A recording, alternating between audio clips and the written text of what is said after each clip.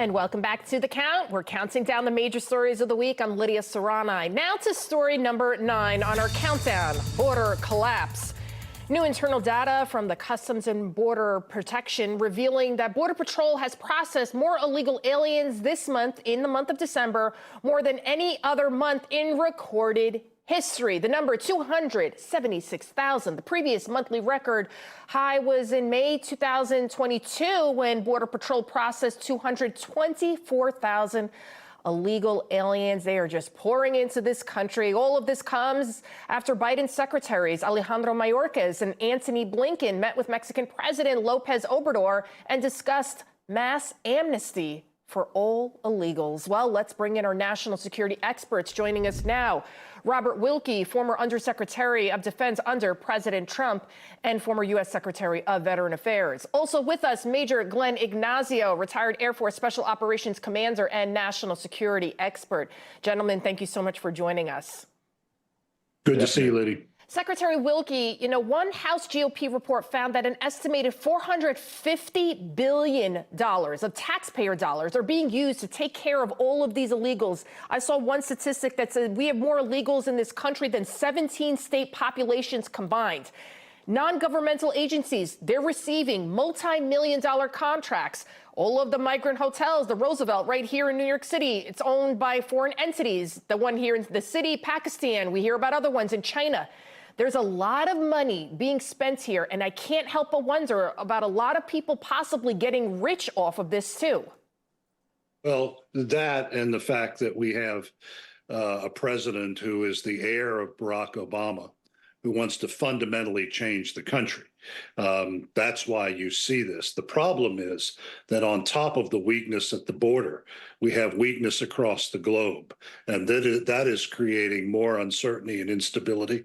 There are wars breaking out all over the planet, and one about to break out in South America after this administration has appeased the Marxist dictator in Venezuela. But what you're also seeing here is an attempt to destroy, I believe, the last great bedrock of Republican electoral politics, really, other than Florida. If you can flip Texas, then Republicans aren't going to be in the White House for as far as we could see in the future. That's how venal this effort is. It really is about destroying what is left of the opposition to the progressive anti-American agenda that really started with Barack Obama.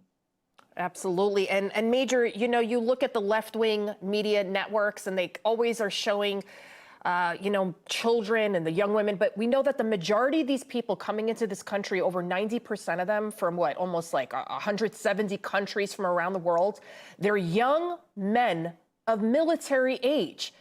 They can't all be, coming here for asylum. There is something, I feel like, something bigger going on. Would you classify this as an invasion? I hate to say it, but yeah, absolutely. This is an incursion in the United States where the demographics have already been changed.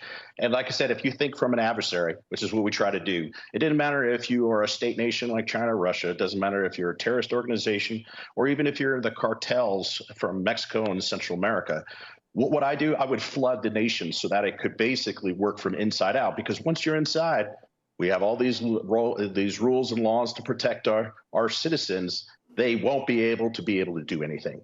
And that's the problem we face right now, is an incursion of these foreign individuals. We don't know who they are. We don't know where they're going. And you take a look at California. They just gave the entire illegal immigration that broke the law free medical care from now on.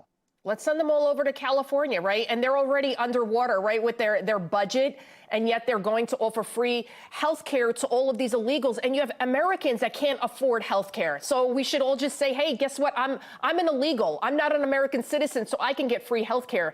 I'm paying hundreds upon hundreds of dollars a month for my health care, as I'm sure you are and all the people watching at home. It's simply not right. Secretary, I want you to take a listen. Well, I'll tell you what, President Trump, he reacted to the Mexico meeting.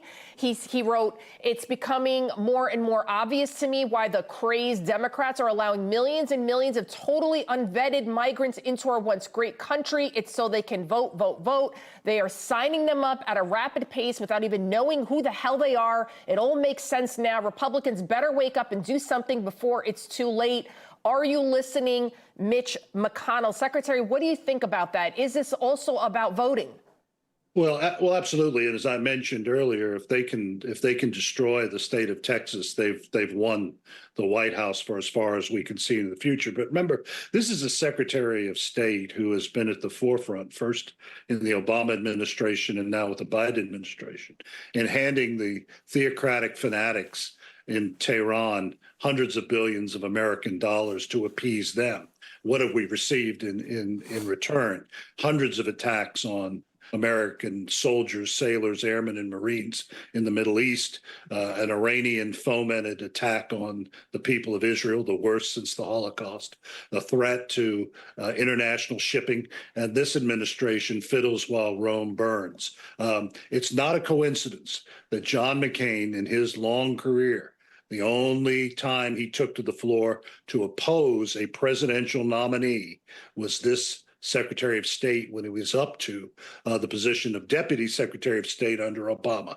He considered him a threat to national security, and we are seeing the seeds of what both Obama sowed and what Biden has harvested. A threat to this nation, but a threat to the stability of the entire world. Major, we have less than a minute left. How vulnerable are we to another terrorist attack? You know, I'm not a conspiracy theorist, but I got to tell you, of all the things that have ever made me nervous within this country over all the years from being in service since Reagan, I have never been so anxious of what is going on in this country right now and what is going to happen. You know, this influx is what's happening right now. What's going to happen in the next year, in the next couple of years, that is scary. And again, not to do fear, but I really am very concerned for this country and the security itself. Gentlemen, thank you so much, and I hope you two have a happy new year. Thank you. You too, Liddy. You too as well.